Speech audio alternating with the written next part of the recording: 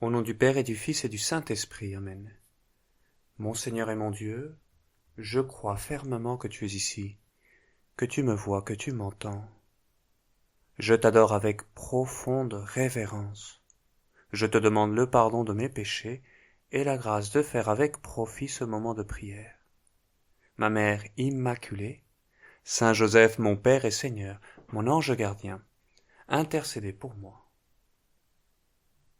Donne-moi un signe, Seigneur, de ton amour, de ta présence, de ta toute-puissance. Donne-moi un signe pour que je croie en toi. Qui n'a pas déjà demandé cela au Seigneur dans un moment de fatigue, de détresse, dans un temps de prière pour renforcer ce que nous croyons être une foi chancelante. Cette même attitude, du moins en apparence, c'est celle qui guide ces pharisiens qui s'approchent aujourd'hui du Seigneur et lui disent « Donne-nous, Seigneur, un signe pour que nous puissions croire en toi. » Le problème, c'est que, à la différence de ce qui nous arrive, nous, lorsque nous nous adressons au Seigneur dans notre prière ainsi, le problème, c'est que ces pharisiens viennent de voir un miracle. Et un miracle, dans la catégorie extraordinaire, c'est plutôt un gros miracle. Rien de moins que la multiplication des 7 pains pour donner à manger à une foule de 4000 personnes. Et on pourrait se dire, mais que veulent-ils de plus? Mais voilà qu'ils reviennent à la charge. Et ils se mirent à discuter avec Jésus, nous dit l'Évangile, pour le mettre à l'épreuve. Ils cherchaient à obtenir de lui un signe venant du ciel, et Saint Marc note que Jésus soupira au plus profond de lui-même. Et il dit, pourquoi cette génération cherche-t-elle un signe? Oui, Seigneur, ça te fatigue. Tu n'as que faire de ces adorateurs qui cherchent une certitude absolue qui leur ôterait tout combat de la foi. Non. Les pharisiens, ils ont vu tout cela. Et pourtant, ils demandent encore des signes. Et c'est pour cela que tu t'exclames, mais pourquoi cette génération cherche-t-elle un signe? Amen, je vous le déclare, aucun signe ne sera donné à cette génération. Aujourd'hui encore, combien de fois cette attitude de ces pharisiens se répète dans ces défis que nous lançons à Dieu, peut-être parce que notre foi est éprouvée, certes par la vie, mais ces cris qui montent, Seigneur, montre-toi à moi en puissance et en clarté, résous ce problème, rends ma vie plus facile. Alors oui, je croirai en toi. Ou alors oui, j'accepterai ton appel. Ou alors oui, je te donnerai ma vie. Et le problème, c'est qu'avec cette attitude-là, ils peuvent passer leur vie à attendre, rien ne se passe. Aucun signe ne sera donné à cette génération. Aucun signe ne leur est donné parce que l'essentiel de l'acte de foi, il n'est pas là. Le catéchisme le définit comme étant d'abord l'adhésion personnelle de l'homme à Dieu.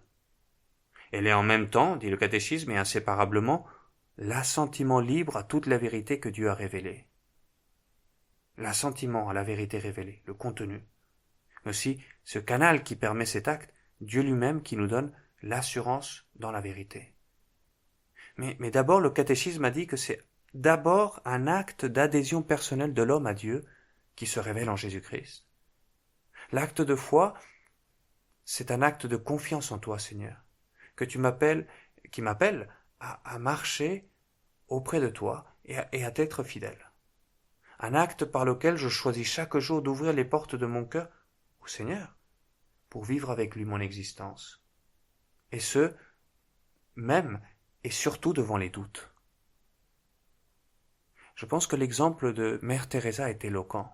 En 2007, peu de temps avant sa canonisation, on publia ses écrits intimes, et les gens furent sidérés d'apprendre que cette femme, au visage rayonnant de paix, au sourire contagieux, cette femme qui allait à la prière de longues heures durant à chaque jour pour trouver ses forces pour faire tout ce bien qu'elle a fait auprès des plus misérables, bien cette femme avait, oui, elle avait connu des doutes, des temps de silence et d'épreuves pour sa foi, et ça, toute sa vie durant. Une véritable nuit tourmentée de la foi.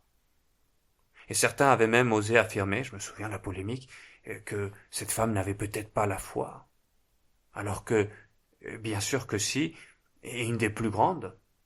À la différence de ceux qui lancent un défi à Dieu et s'en tiennent là à attendre que Dieu se justifie devant eux, en reproduisant cette scène de l'évangile que nous méditons 21 siècles après, Mère Teresa, elle a toujours choisi de faire confiance. Et c'est là l'acte de foi. La foi ne libère pas du doute, elle permet de traverser ce doute et de le traverser dans la confiance. La foi n'est pas une lumière qui dissiperait toutes nos ténèbres, mais une lampe qui guide nos pas dans la nuit, et cela suffit sur le chemin. Belle parole de Benoît XVI. Parce que là, il expliquait que justement dans ces crises que dans ces crises-là, le Seigneur appelle ses disciples, nous appelle à sortir de nous-mêmes, de nos propres certitudes, de nos propres schémas mentaux, pour nous confier à l'action de Dieu qui nous indique sa voie à lui. Les pharisiens veulent garder le contrôle, et ils n'ont pas la foi. Et loin de l'arrêter, pour Mère Teresa, le doute s'est révélé dans sa vie comme une occasion de renforcer sa foi, et ceci dans l'acte même de s'abandonner en Dieu, et surtout de vivre en Dieu, dans un amour très concret du prochain.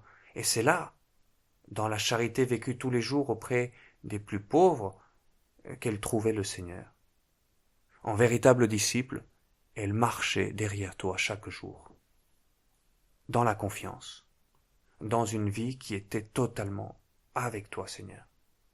Et c'est ça ce que tu demandes à tes disciples, de cheminer avec toi. Les obstacles, on les surmontera un pas après l'autre, parce que nous les ferons avec toi, Seigneur. Dans les grands moments d'exaltation, les apôtres, ils vont en connaître. Après les grands miracles, quand les foules veulent faire de Jésus leur roi.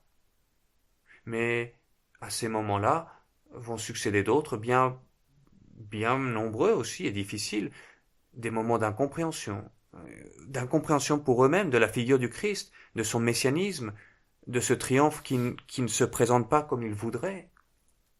Et face à la tentation du découragement, le Seigneur appelle ses disciples à renouveler leur confiance en lui. Je ne sais pas si tu te souviens, après ce discours magnifique du Seigneur, du pain de vie, tous abandonnent le Seigneur, parce que ces paroles sont trop dures à entendre. Et alors Jésus se tourne vers les apôtres qui voient cette foule les quitter, les abandonner, l'échec de sa mission. Jésus se tourne vers eux et leur dit, vous aussi, vous voulez partir? Et Pierre prend la parole pour tous. Il fait cet acte de foi extraordinaire. Seigneur, à qui irions-nous? Tu as les paroles de la vie éternelle. Nous croyons, et nous avons reconnu que tu es le Saint de Dieu. Nous croyons. À qui irions-nous, Seigneur? C'est-à-dire, je ne comprends pas ce que tu viens de dire dans ce discours de pain de vie.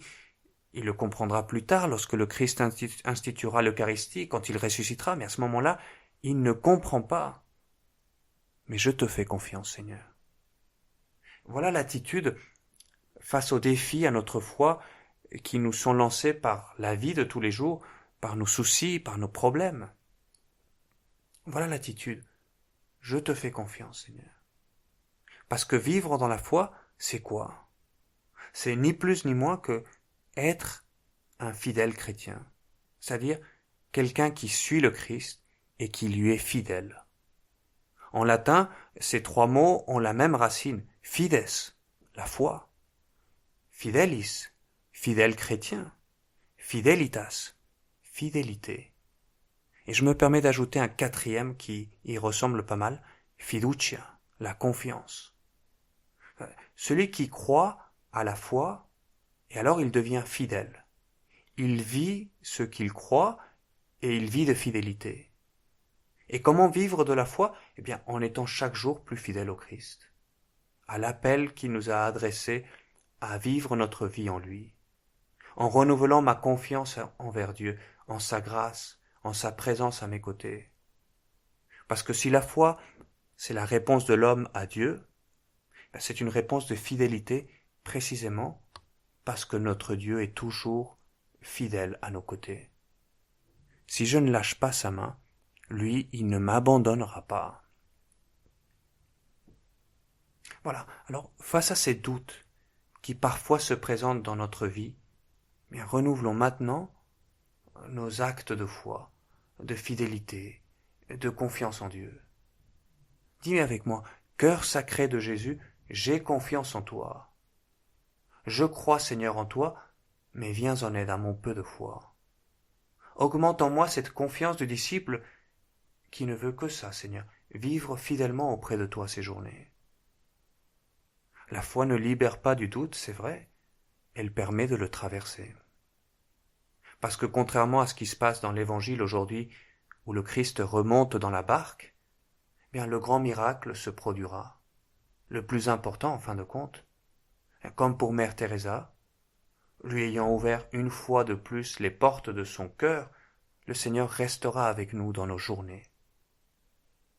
Et maintenant encore, face aux défis qui se présentent dans notre vie, renouvelle avec moi ta foi, ta confiance, ton adhésion personnelle en Jésus, le Christ, le Messie, notre Seigneur.